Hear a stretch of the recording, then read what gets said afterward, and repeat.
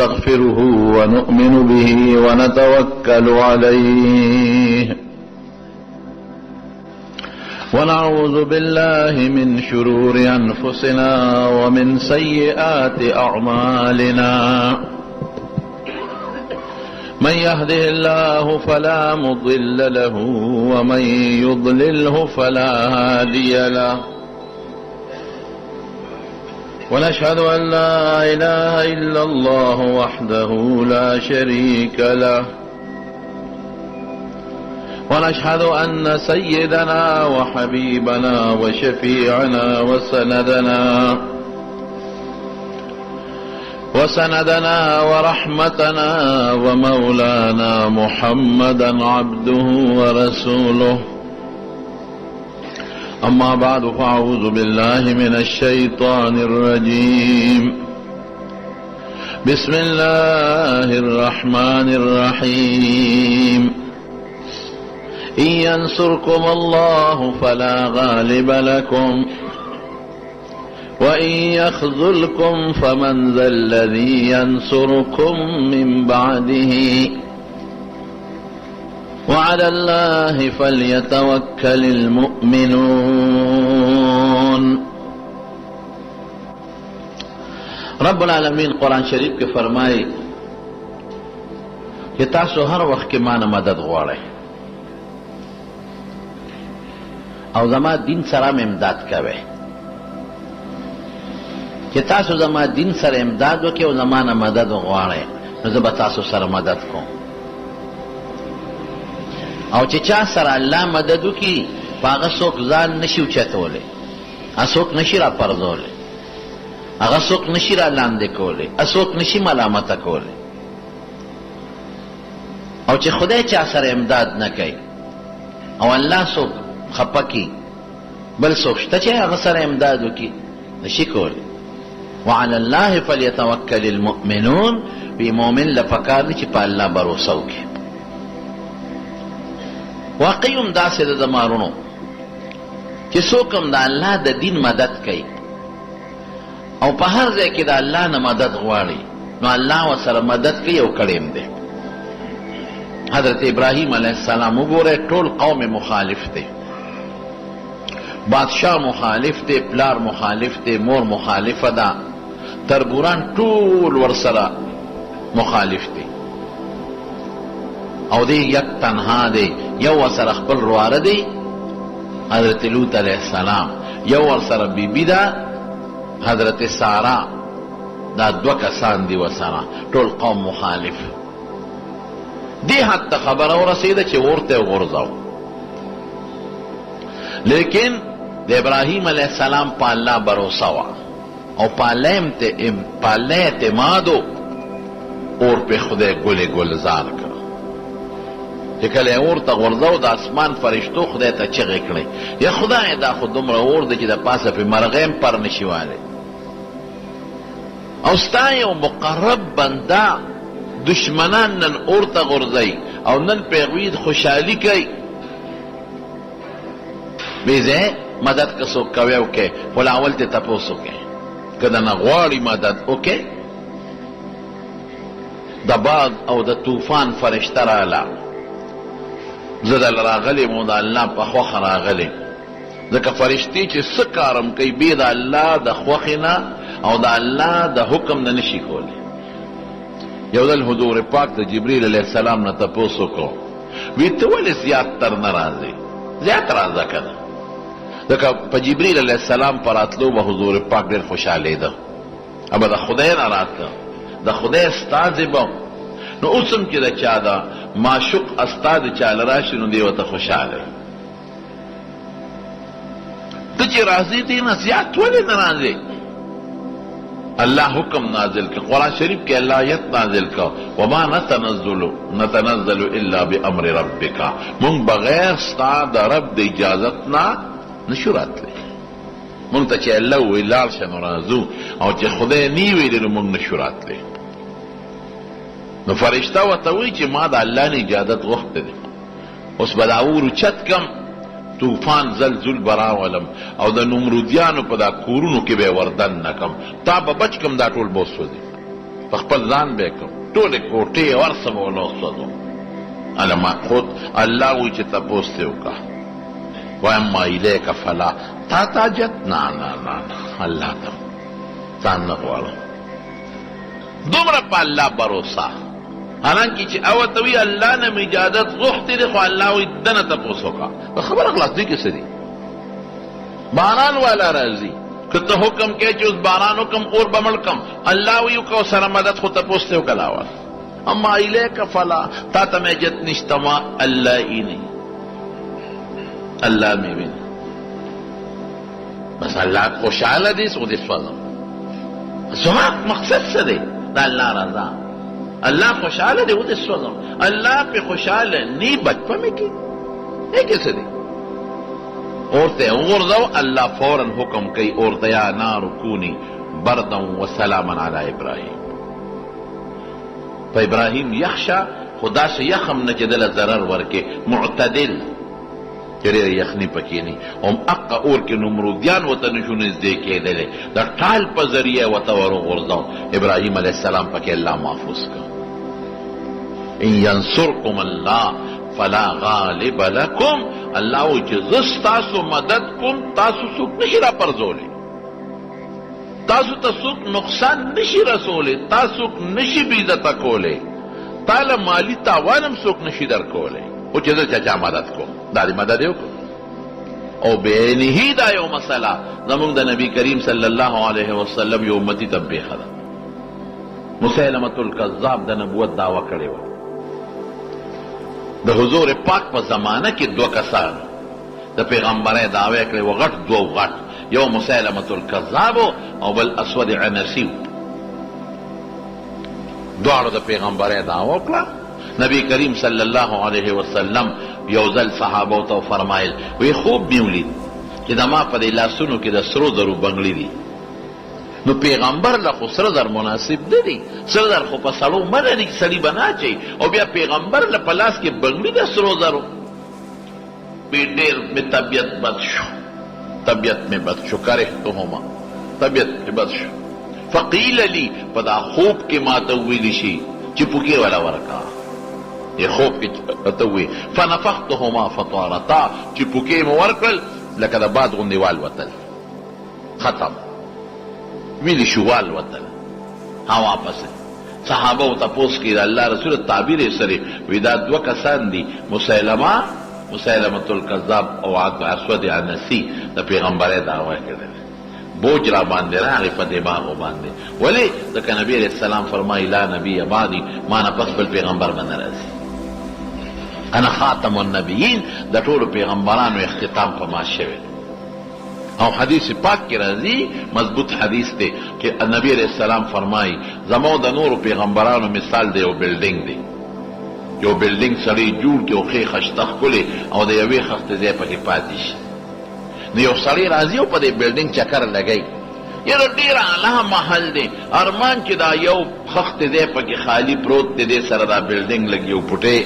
خشته نه ښکاري که دا د یو خښتې ځای پکې پوره وي نو څه ښه به وه نو نبي علیه السلام فرمایي دغه خښتې زیم د پیغمبرانو بلډینګ خدای په ما پوره کړی دی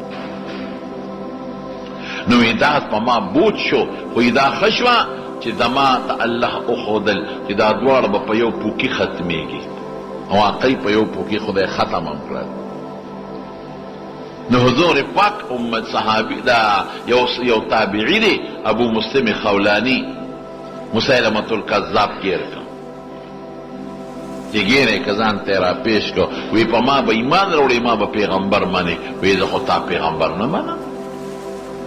تو پیغمبر نہیں پیغمبر خو زمون محمد رسول اللہ دے صلی اللہ علیہ وسلم بس وک نشی کہنے وی اور کی دے غرزو موی خواہ دے خپلا چه میں غرزے و غرزو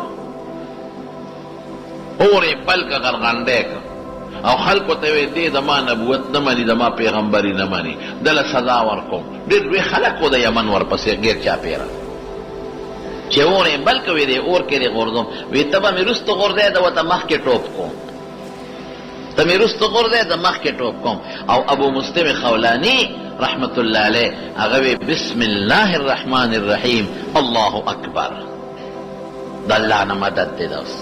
بسم الله الرحمن الرحیم الله اکبر او خو مضبوط ټوپ رستو شو غری وانه په اور کې وردن نشو او چې سنگ اور ته پریوت اور په الله لکه د ابراهیم علیه السلام په شان ګلې ګلزار اخوام پکې لار دی خوام لار په دا اور په دا میز کې چکرې لګي او پکې ګرځي نه اختبار راووته مسیلمة الکذاب پوه شو چې وای دا خو لکه خبره بل شان شوه هغه خيارو چې اور دته نقصان نه رسو ضرر وته نه رسو نو معلومیږي دا چې دله مون تکلیف نشو ورکولې هیڅ تکلیف نشو ورکولې او کدی دا ما په علاقه کې وي نو دا بیا الغم دی اوس په سبا دي دا نور مرګریم پیدا کی او کې دې چې دته خلک وګور چې دې په حق دی او مسیلمة الکذاب په دروغ دی نو د ماره مرګري مانه ونړي دې راو غوښتي دا سکار وکا چې بس تا صدا دار چې د ما د وطن نه وځه د وزم بالکل وزم ولی وزم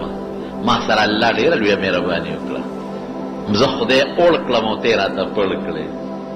په ما خدای اور ګلې ګلزار کړ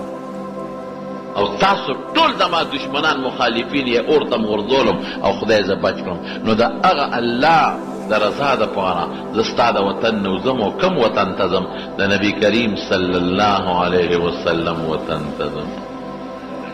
حضور پاک له خواله ځم نو نبی کریم صلی الله علیه وسلم لا مدینه منوره ته روان شو هلته سیبه یو لویه پراپیګنډه شوې وه لوی خلق خبرو چې دقسې مسیلمة الکذاب یو سړی ابو مسلم خولاني اور ته غورځولی دی اور پې ګلې ګلزار دی ځکه دا خبره ډېر زر خورېږي حضرت ابوبکر صدیق دغه وخت د مسلمانانو خلیفه دی هغه ته خبر رسېدلی دی حضرت عمر فاروق رضی الله عنه ته خبر رسېدلی دی صحابو ته چې دا سړی به څنګه ووینو دا څومره د لویې مرتبې خاوند دی دی چې راغی مدینې منورې ته او جمعات ته رادننه شو اتفاق ته ګوره لومبي ملاقات یې د حضرت عمر فاروق رضی الله عنه سره وشو هلکه میلمه او میلمه کوم ځای نه راغلی زه خو صاحب د یمن نه راغلی یاره په یمن کې یو خبره مونږ اورېدلې ده چې یو سړی دی ابو مسلم نوم دی خولاني او هغه مسیلمة الکذاب اور ته غورځولی دی او اور پې بلکل سوړ شوی دی اور پې ګلې ګلزار دی چې دا خبر رښتیا ده عمر ته اوس تپوس کوي ته خو د دغه علاقې تا ته پته ده دا خبر درته معلوم دی ته ترې خبر دا رښتیا ده هغه ورته وخندل وی ولې دې وخندل وی چې هغه څوک یې اور ته غورځولي الله پې اور ګلې ګلزار کړی دی نو ستا مخکې ولاړ دی عظیمه وی خطې وی یو څنګه راغلې بس هغه وی وزه زما د وطن نه ما وی چې کوم پیغمبر د برکت نه الله ما سره دا مدد وکړو زه هغه پیغمبر کړي ته ولې نه ځم حضرت عمر فاروق زر د مټه ونیوه وی راځه خلیفه د نبی علیه السلام له دې بوځم حضرت ابوبکر صدیق له بوځم ابوبکر صدیق ته ابوبکر وی خبره دې یاده ده څه وی هغه کوم چې مسیلمة الکذاب اور ته سړی غورځولی اور پې ګلې ګلزار او که نه عمر دا خبره مې اورېدلې ده او ډېر خلک لګیا دي وی هغه دا دې مخکې دی ولاړ دی دا کس دی څه وایي ورته ابوبکر دا هغه سړی دی چې الله د نبی کریم صلی الله علیه وسلم په امت کې په د ابراهیم علیه السلام یاد تازه کړ د حضور پاک امت کې الله په د ابراهیم علیه السلام یاد تازه کړ چې ابراهیم اور نسو دی خو پیغمبر دی د ډېرې لوی درجې خاوند دی د لوی مرتبه خاوند په ټولو پیغمبرانو کې علماء کرام لیکي د نبی علیه السلام نه پس د دویمې مرتبه پیغمبر حضرت ابراهیم علیه السلام او رسول الله مبارک فرمای انا دعاء جدی ابراهیم د خپل نیکي ابراهیم دعایم او چې کله ټول پیغمبران ولیدل نو بیا ابن نبی علیه السلام فرمای وی د عیسی علیه السلام د پلانکی په شکل مې ولید د موسی علیه السلام د پلانکی قوم په شکل پلانکی د پلانکی په شکل او ابراهیم علیه السلام او زما شکل یو شان دی ما ته ګوره دقه د ابراهیم علیه السلام شکل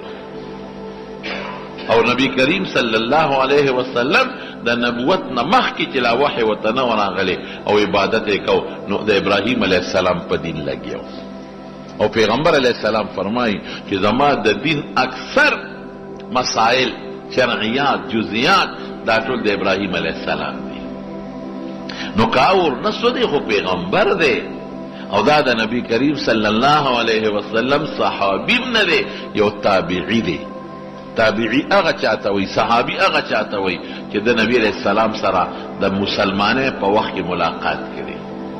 او تابعی هغې ته وي چې د مسلمانۍ او د اسلام په حالت کې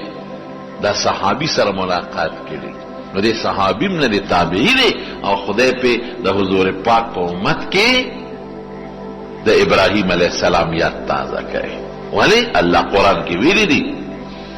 چې ستاسو ان ینصرکم الله فلا غالب لکم، چې الله دې مدد کوي والله کدی څوک را لاندې کی، څوک پتا غلبه نشي کولی، څوک دې نشي را پرځولی، او چې الله دې مدد کوي. نو الله چې مدد کوي نو موږ دې غواړو کنه. الله چې مدد کوي نو هغه چا سره کوي چې ته د خدای دین سره مدد کوي کنه. ان ینصرکم الله ینصر څنګه دی تاسو الله دین سره امداد وکړي نو الله به تاسو سره مدد وکړي. بل آیت کې الله فرمایي یو بل صحابي دی حضرت زرار رضی الله تعالی عنہ په یو جنگ کې د دشمن سره جنگېده، ډېر لوی جنگ یې وکړ. صحابو له خو خدای پاک یو ډېر لوی همت ورکړی، لږ نه ډېر لوی همت. نو داسې جنگ د دشمن سره وکړو چې 8 ګنټې مسلسل جنګېده. 8 ګنټې مسلسل جنگ آسان کار نه دی. توره ډېره درنۍ، توره په لاس کې اوچتول آسان کار نه دی، او بیا په سورم نه دی، په نور کې بګردي، او بل توره په لاس کې یوازې نیولم نه دی، په دشمن چې وې نو لاس به هم مضبوط ستړي کېږي. تلغون یو کوټې سسکوره وه، حالانکې دې په 2 لاسو وې، سسکوره په 2 لاسو، یا بیلچي چاري خلک په 2 لاسو راکاږي، یا تبر چې سړی وي نو په دې خیه وي، خو دا کس ورسره ملګري، او بیا هم چې یو سره 15 غزارو کې سړی ځان دمه کوي. او دا به د دشمن نه دا نه چې ورېږه 2-3 غزاره کوم نو صبر به کوم، بیا به وروسته بل غزار کوم، چې صبر کې چا به غلبېل کړی، او که انتظار کې نو چا به په دا مازدیګر والی نو یو شان به لګې، بل نه مزان هم بچ کې، دشمن به وجنې او د بل نه مزان هم بچ کې. او اس باندې سور دی مسلسل 8 ګنټې یو شانو جنګېد، او په دې 8 ګنټې پس داسې شو چې د دشمن په میاس کې ګیر شو. دشمن میاس کې چې کله دی ګیر شو حسیبه نو بس دی مش دشمن پر راتاو شو، هغې وی نیسو یوس صبر کوه ما جم دی نیسو ته خو مونږ بلا دنیا مونږ کې مړه کړه، او بیا به پې خپلې نخرې کوو. او دا داسې وخت و چې دی اسوس غلی چې ما خو لوی جهاد وکړه، د دنیا کافر مې مردار کړل، جو دشمن نه وځم، دګه دا دشمن که د ګیر کړم دی به څه کوي ما سره. اس نور دومره ستړی و چې بس اس پرېوتېدو ته قریب و، اس قدم نشو اخیستی، اس معمولي غوندې حرکت نشو کولی. اے خدایا اوس 8 ګنټې واقعي په اس منډې وې په جهاد کې، اس زخمیم دی، اس ستړیم دی، اوس داسې مصیبت باندې وړېدم الله دې وخت کې اوس اس کار پرېښود، غلې غوندې په اس د پاسه سملاسته، او د اس دې غوږ ته خپله خوله ور ورسوله، ای اسا ما ته پته ده تم ښه ستړی او زم ښه ستړی، او تم لویه کارنامه وکړو ما هم لویه کارنامه وکړه، او اوس مهرباني وکړه ما د دې دشمن نه وباسه، که ډېر مې کړي خدای دا ظالمان به را سره څه کوي، بس دا لږ همت وکړه او ما وباسه، او که دا همت دې ونه کړه که نه ستا نه خو زیات اسه زه ستړی یم، او که دا همت دې ونه کړه او زه جمدې پاتې شم نو زه به د پیغمبر علیه السلام روضې مبارکې لزم او ستا نه به ورته شکایت کوم، ویم به ورته چې الله دې اسما سره مدد نه دی کړی، ستا شکایت به کوم د رسول الله مبارک مخې ته، لږ همت وکړو ما وباسه، دې غوږ کې ورته خبره کوي، خو چې د غوږ کې خبره وکړه بس اس چوپونه جوړ کړل او وشڼېد لکه تازه استي سینګی،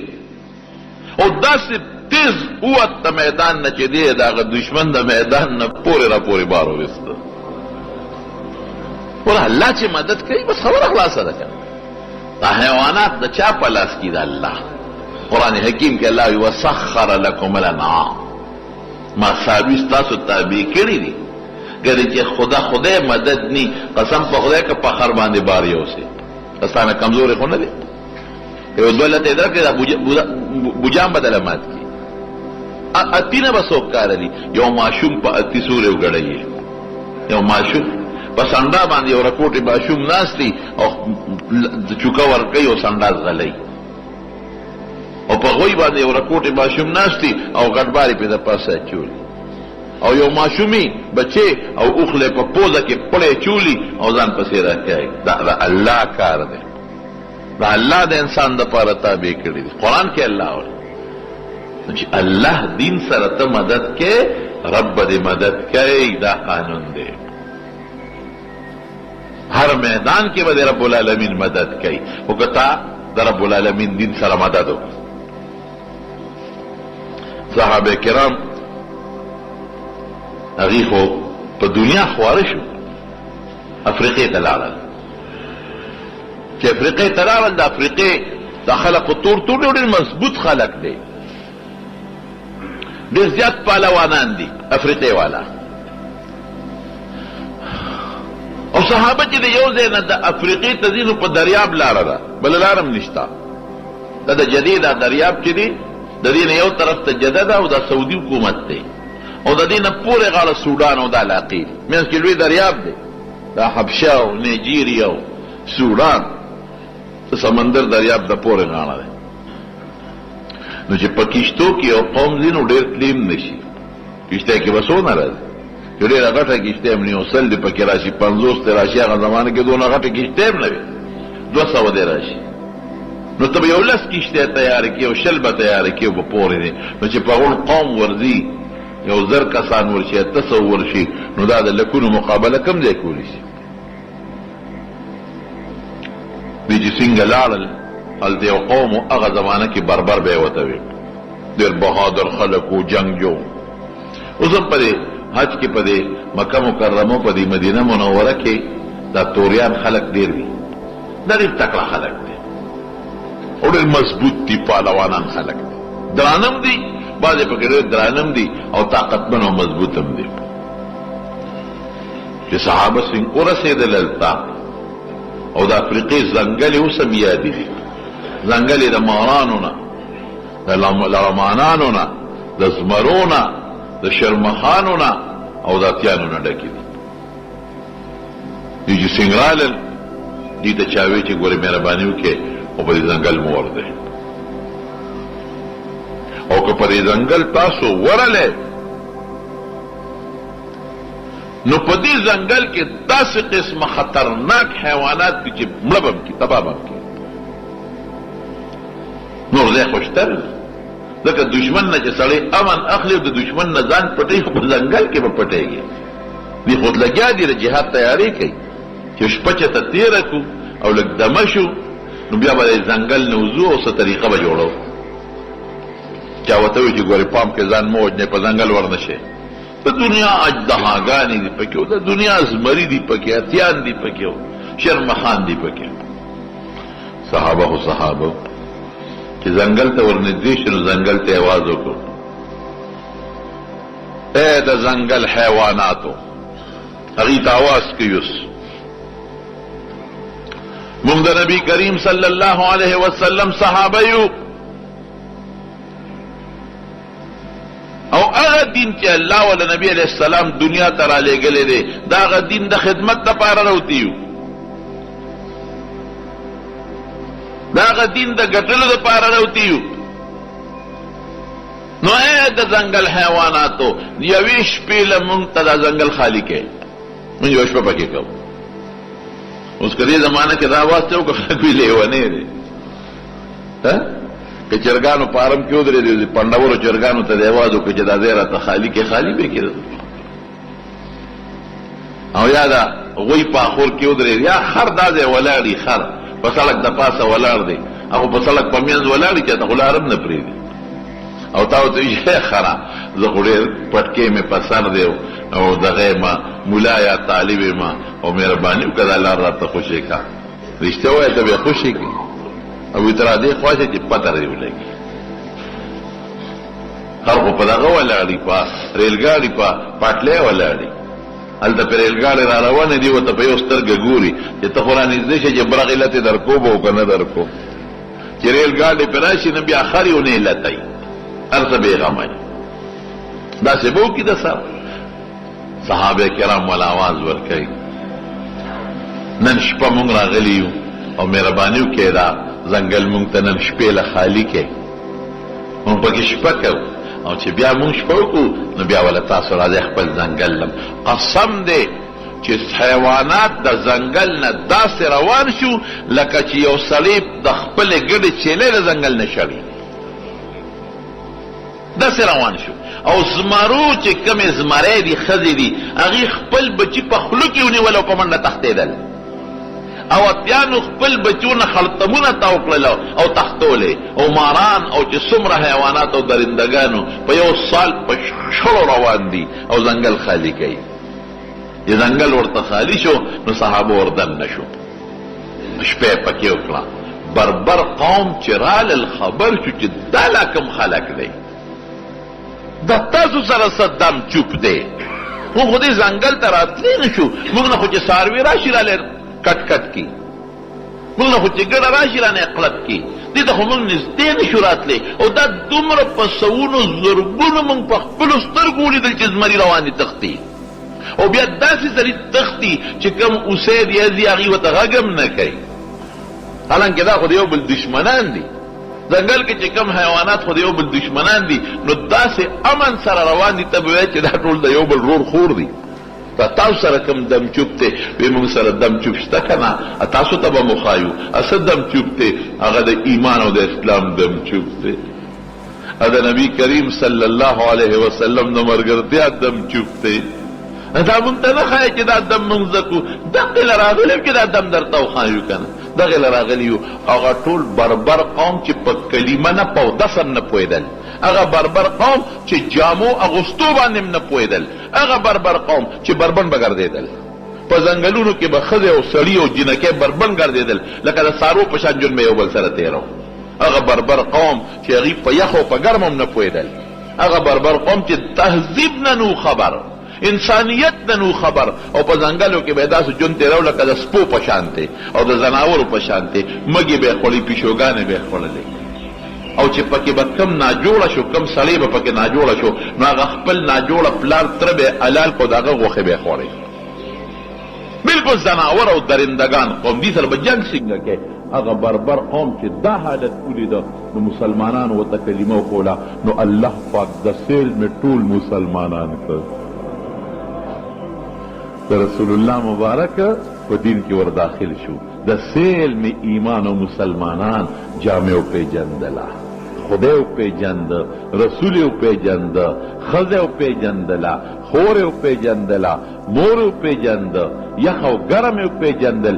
او انسانان دې جوړ شو دا ګوره ته زه حقیقت وایم چې اسلام او ایمان سړي ته انسانیت ښیي چې کوم سړی د اسلام نه بار دی زما په ذهن کې دا د سر نه انسان هم نه دی دا کافران تاسو څومره خلک وي ټکنالوژي د اوجد یې جوړ کو ایټم یې جوړ کو پلانکې جوړ کو ډنګلې جوړ کو ټیک ته دا خو یو ذهن خدای چاله ورکړي او چې ذهن دې یو طرف ته متوجه کړي نو الله د سره مدد کوي او قرآن حکیم کې الله اعلان کړی دی كلا نمد هؤلاء وهؤلاء من عطاء ربك وما كان عطاء ربك محظورا الله وی که مسلمان دی که کافر دی زه سره امداد کوم او دا امداد زما دا د ټکنالوژي امداد د ساينس امداد دا وسره زه کوم دا د ایجاداتو امداد دا هر یو سره کوم مسلمان سره کوم کافر سره کوم وما كان عطاء ربك محظورا الله وی زما دا عطا بند نه د تر قیامت پورې چې څوک دې ته توجه کوي وسره کوم و مسلمان توجه نه کړی هغه توجه کوي ستا مسلمان سیاستدان دی هلته تللی دی انډیا ته هندوستان کې او ورشه وګوره هغه څه نه کوي ستا مسلمان سیاستدان دی په فرانس کې لګیا دی څه نه کوي ستا مسلمانان دي او په نورو ملکونو کې دي او لګیا دي ایجادات هم کوي او ارث هم کوي نو دا به نه وي دا خو عقل دی انسانیت پکې ولې نشته د حیوان او د انسان فرق څه دی حیوان مور خور لور نه پیژني انسان به خور لور مور او ښځه پیژني. نو رښتیا وایي چې د اسلام نه باري نو دا حیوانیت پکې دی که نه دی؟ نه خور پیژني، نه پردی پیژني، نه خپله پیژني، نه سړی خپل میړه پیژني، خو چې چا پې لاس واچو هغې سره ځي، چې څوک یې خوښ شو هغې سره ځي، که جینۍ ده او که واده کړې ده او که ناواده کړې ده. او د سړي چې څوک خوښي نو ځان سره روانوي، نو دا خو انسانیت نه دی. د کوم د انسانیت؟ د حیوان او د انسان په منځ کې فرق دغه شی دی. دا فرق دی لکه نو انسان او حیوان کې څه فرق دی؟ خوراک هغه هم کوي، هغه له چې خدای کوم خوراک پیدا کړی دی. تا ته چې څنګه دا سوچه غوښه د قصاب نه راوړو ځان له پخه کې او خوند له درکوي، هغې چې مرداره کې خوله ورکړي دي نو له زیات خوند ورکوي. هغه دغه خوراک دی که تا ته چې روجې او پولو پروتي او تا له هغه سین خوند درکوي، نو ته ورشه غوا ته روجې او پولو واچوه نو کرکه به ترې ورځي، او شنه ښه مزېدار پندونه او ونډه ورته واچوه، د پاسه پې لږ وړم ورته ور واچوه، چې تماشه کوو څونه په خوند یې خوري. خوراک خو هغې له خدای ښه ورکوي، ما اوستانه وله ښه ورکوي. ځان ته سړي نه وړي کېږي او څاروي ته یې کېږي. ولې تپ په شي رانه؟ نو ما خو په 80,000 اخیستلې، بیا خو په 40,000 هم نه خرڅېږي. نو ورکه چې ښې صرف کړم چې په 80 مې هغه چې 1 لک خوراله وکړي. وګوره انسانګانو ته چې حلالې کې رواز به ته ورکې، وګوره دا په څه دي؟ دا په ګیا. نو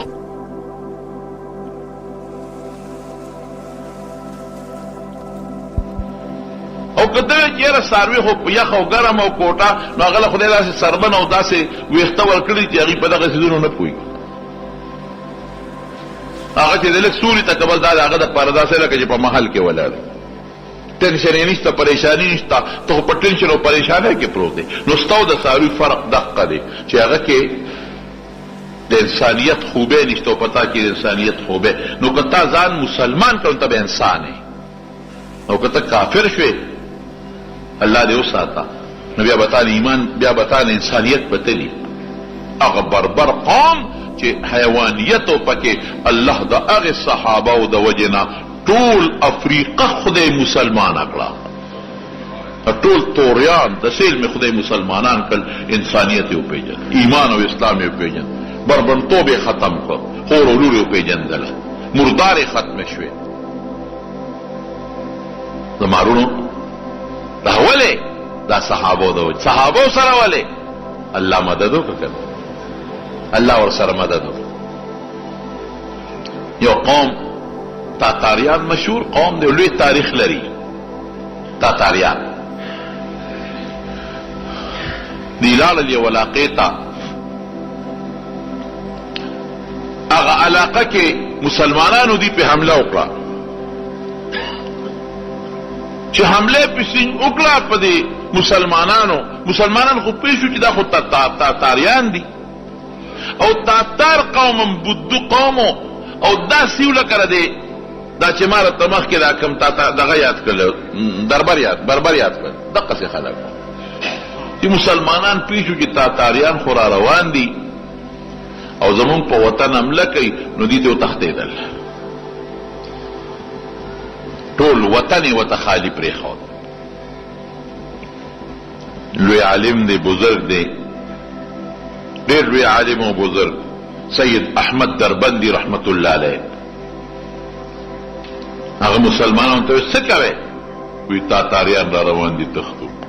او تم راځه صاحب وګورئ. هغه وی زه خپل کار کوي. ولې ځه؟ زما په الله ایمان دی، علی الله فلیتوکل المؤمنون، او په الله مې باور ده. زه نه وځم، او که تاسو ځئ نو منې کولی م شم نه، زه مو ځئ کافر سره جنګ وکړئ، مقابله وکړئ. نه چې طاقت ممکن د هغې کم دی، هغه خو ځناور دی، هغې خو چکونو باندې خلک وجني، هغې خو حیوانات نه د انسانانو غوښې خوري.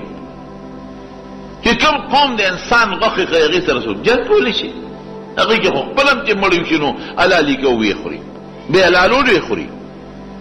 بیزوګان به یې خوړل، چندخان به یې خوړل، دې سره جنګ کېږي. سید احمد دربندي رحمت الله علیه هغه پاتې شو، او یو خپل مرید ورسره پاتې شو، باقي ټول خلک ترې لاړل. د تاتار چې کوم شهزاده و چې دوی سنگرال قوم کلی خالی پروت دی او خلکو ځان سره ضروري تجهیزات سامان هغه تختولی دی او پریښی دی، نو دته قوم وی چې خلکو خو مسلمانانو خو ملک خالی کړی، دربند خو خالی پروت دی. وی ښه خالی دی. وی یو کس وی نه صاحبه خالی پروت دی، خو په یو جومات کې یو بوډا سپینګیری دی او یو ورسره بل یو شاګرد دی، سید احمد نومې دی صاحب. مونږ په لاس خپه شو، غږ مو ته ونه کوو، هغه په جومات کې دی، هېڅوک نشته، ښځې نر واړه لوی ټول تللي دي. وی دقه او دا ولې پاتې دی؟ دی ونیسئ او په خپو کې ولا بیړۍ واچوئ، زنځیرونه، او لاسونو ته ولا کړی واچوئ، دواړو له، او مال یې راولئ. پوج ورغی او دی یې ګرفتار کړ، خپو ته یې ورته بیړۍ واچول، لاسونو ته یې ولا زنځیرونه واچول، او شهزاده لې راوست. د تاتاریانو چې کوم شهزاده دی، هغه شهزاده سید احمد دربندي رحمت الله علیه ته وایي لکه تا ته پته نه و چې زه راځم دربند ته؟ وی پته وراته، دا راته پته نه و چې زه د جنگ په خیال راځم، د مسلمان د وجلو په خیال راځم؟ وی پته وراته. نو دا ټول خلک چې وتښتېدل زما د زور نه او زما د هیبت د وجې نه، نو ته ولې لا نړۍ؟ ته ولې ونه وتې؟ بس ونه وتم. ښه ونه وتې، ولې ونه وتې؟ زما د فوج نه ته نه یېرېدې؟ هغه وی ستا فوج څه شی دی او ته څه شی یې؟ اوس په لاسونه هم تړلي دي او خپې هم په زنځیرونو تړلي دي، بیړۍ ورته وایي. ستا فوج څه شی او ته څه شی یې؟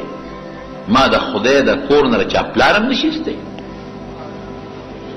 دا وی تا لکه لیونی که روغې، دا موږ راونه ویستی، ته وایې د خدای د کور نه مې څوک نشي ویستی. دا خپل هم پوت هم د زنځیرونه وانه چول، لاسونو کې هم د زنځیر نه یې چولې، روم نه ویستی، او ته وایې ما د خدای د کور نه څوک ایستی نشي. ملګرو ته سړی خو لیونی ښکاري، خو پاګل دی. اوس لیونی خو ټیک ده، ځکه چې نه دی ورته سړی لیونی دی،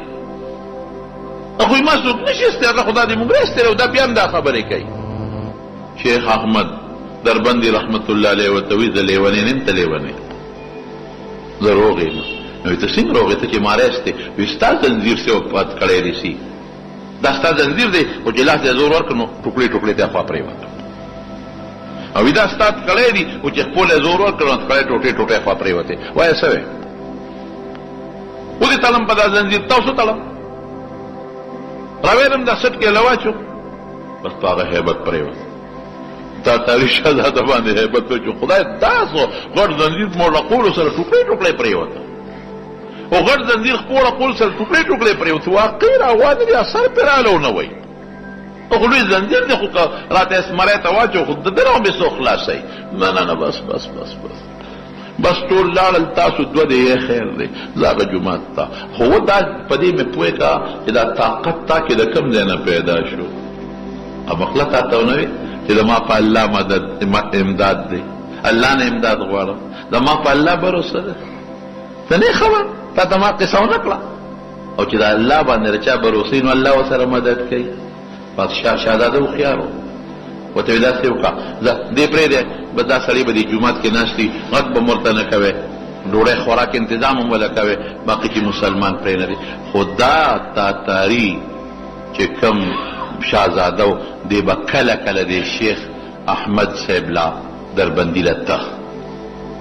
یو یقین پیدا شو چې دا سړی څوک دی، بس د دې سړي له الله څه طاقت ورکړی دی. نو کله کله به ولته ما ته دوا وکړه، ما له په شا لاس راکاږه، ما له په مخ لاس راکاږه، کله کله به ته. او دا علما او دا بیا نیکان علما دا ډېر هوښیاران پوه وي، هغه مو ورته غږ نه کوو. یو ځل ولی لاړ، وی صاحب ما ته دوا وکړه. وی بچې تا ته زه څنګه سړی ښکارم؟ وی ته خو ما ته رسېدونکی سړی ښکارې. زه سره وجه نه رسېدلی یم. وی دې نه ما ته پته نشته. وی ګوره زما رسېدل دی چې زه مسلمان یم، زما په الله او په رسول باندې ایمان دی. نو بچې کلمه ووایه، مسلمان شه. هغه شهزاده ورته وایي باباجي که زه مسلمان شم او ښکاره کولی نه شم نو د مسلمانۍ څه فایده؟ ما خو پوس دی خلکو ته چې زه مسلمان یم، خو دا ټول ما وجنې، اوس به مې څوک مړ کړي، زه خو ښکاره کولی نه شم. وی بچې اوس یې مخ کاره کوه، خو چې کله خدای پاک تا د دې ټولې علاقې بادشاه کي نو بیا یې ښکاره کا. دا ایمان دا د وروستو ښکاره کا چې د ټولې علاقې بادشاه شي. وی زه به د علاقې بادشاه کېږم، وی او زما د زړه ته الهام کېږي چې د دې ټول وطن به ته بادشاه کېږي، مته الهام کېږي د دې ټول وطن بادشاه کېږي. وی هغې پورې که زه پټه ساتم د ایمان، بلکل پټ ساته. زه برته لمونځ چل وښیم، زه برته ایمان وښیم، زه برته نور د دین څیزونه وښیم، ځان پسې کونډه وهه کوټه کې دننه پټې کوه، چا ته مه وایه. خو دا را سره واده وکړه چې کله د ټول وطن بادشاه شوې نو بیا به دې خپل ایمان ښکاره کوې. وی بس واده شو، شهزاده پټ مسلمان شو. الله هغه بادشاه دی 13 کاله پس دا تاتاري شهزاده 13 کاله پس د دې ټول وطن بادشاه شو. او چې د ټول وطن بادشاه شو یقین نورم مضبوط شو چې ما ته خو شیخ احمد دربندي رحمت الله علیه خبره کړې وه، نو خلک یې ټول راغونډ کړل او ټوله قصه یې ورته وکړه، اول نه اخر د زنځیر نه اخره پورې. او ای بچو دا ماله چې بادشاهي میلو شوه او دا تاسو ته چې کامیابي میلو شوه دا صرف او صرف د ایمان د برکت اوسه پورې مې پټ ساتلی و. اوس یې ښکاره کوم تاسو خوښه ده که مدد مې راس کوئ، ملګرتیا کوئ او که نه کوئ. الله ټول تاتاریان هغه بیهوده قوم خدای ټول مسلمانان کړل. نو علامه اقبال یو شعر دی که نه، وی ہیں آیا ہیں آیا شورش تاتار کے افسانے سے، ہیں آیا شورش تاتار کے افسانے سے، پاسبا مل گئے کعبے کو صنم خانے سے. تاتاریانو سونه شورش و څومره په خلکو کې مشهور و څونه سو، خو چې الله غواړي نو دشمن خدای د بیت الله محافظین جوړوي. ینصرکم الله فلا غالب لکم. رب العالمین قرآن حکیم کې چې اعلان وکړي او د خدای خبرې رښتیا وایي هغې کې څوک دویمه ویلی شي نشي ویلی. ان ینصرکم الله فلا غالب لکم. که تاسو د خدای دین سره مدد وکړو، د خدای دین سره مدد تاسو وکړو او د الله نه مو مدد وغوښته، مې وختي داسې خبره کړې وه، الله نه مو مدد وغوښته. خپله معنا څه ده؟ ان ینصرکم الله، چې تاسو سره الله مدد وکړي، الله نه مدد وغواړئ نو الله به مدد در سره وکړي. ان ینصرکم الله، که الله در سره مدد وکړي، د خدای نه مدد وغوښته. او ولې بل آیت کې راځي د خدای دین سره تاسو مدد وکړو، فلا غالب لکم، څوک هم نشي را پرځولی، څوک نشي را پرځولی. محمود غزنوي رحمت الله علیه چې کله جهاد کو، ډېر نیک سړی و جي، ډېر نیک سړی و. چې جهاد یې کو په هندوستان باندې ورغی نو د هندوانو یو لوی مندر و، سومنات ورته وایي. نو خواجه ابوالحسن خرقاني رحمت الله علیه په هغه زمانه کې لوی بزرګ و. ابوالحسن خرقاني رحمت الله علیه ته وایي چې صاحب په سومنات حمله کومه، خو پته کول آسان کار نه دی، ګران کار دی، ځکه د مسلمان فوج کم دی او دشمن هندو ډېر زیات دی. بلای چې د مسلمان فوج ستړی شو، هغه د قندهار او د غزني او د افغانستان نه راخطا یو، دی په دې علاقه راغلی او دا چې کوم خوست او د پکتیا علاقه راغلی، د ټولې فتح کولې چې راتل علاقه به فتح کوله او اسلامي نظام به جاري کوو. او بیا زمونږ د تیرا علاقې سره او د پاړه چینار او د دې علاقو په دې منځ کې راغلی دی،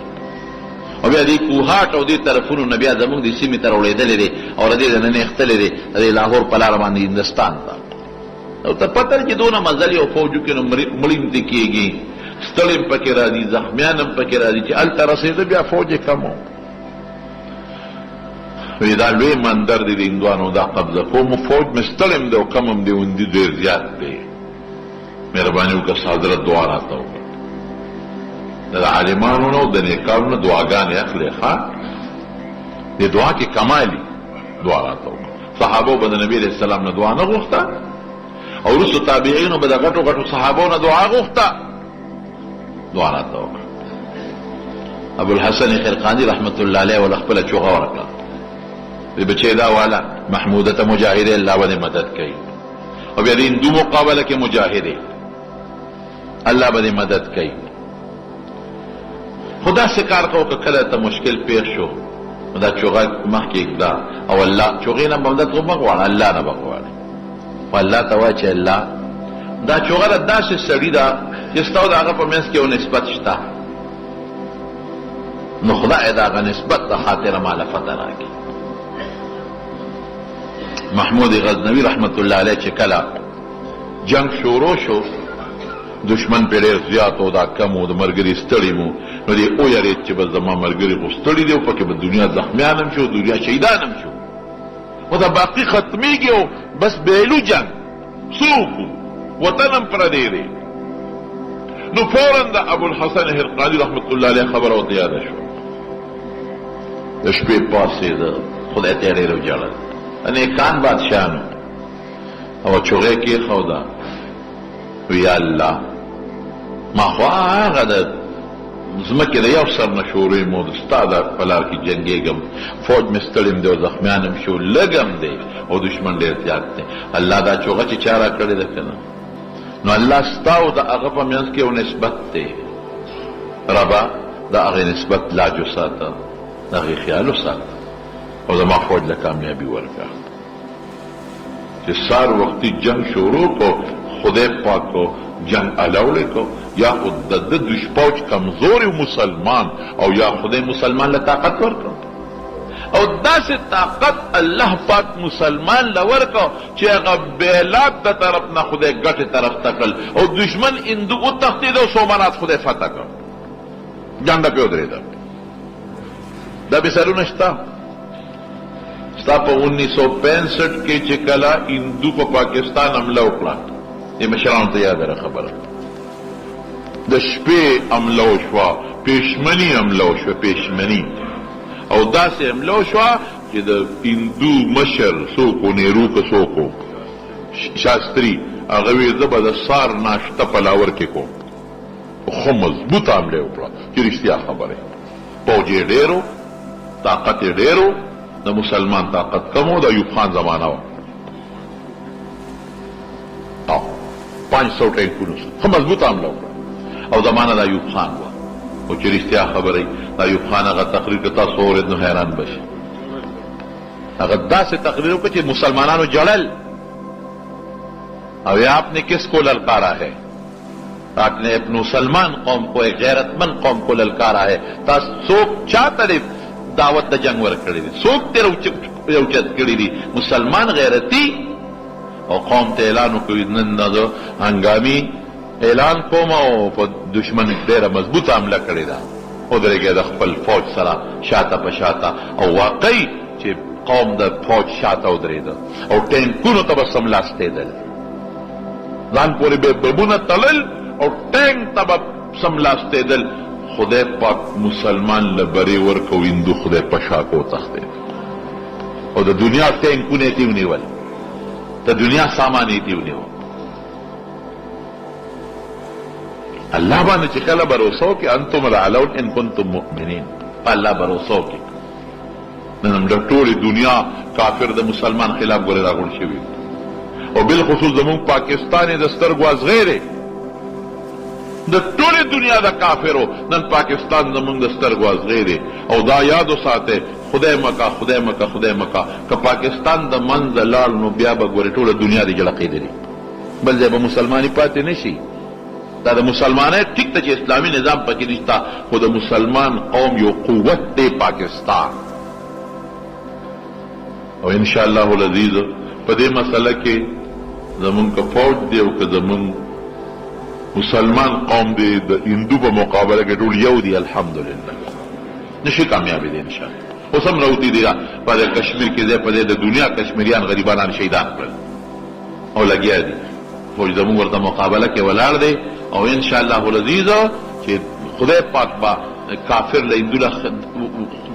لکه من مخکې چې څنګه داسې بوله خدای بیا هم شکست ورکوي او مسلمان له به خدای مدد ورکوي. الله زمونږ د دې وطن او د دې ملک حفاظت وکړي.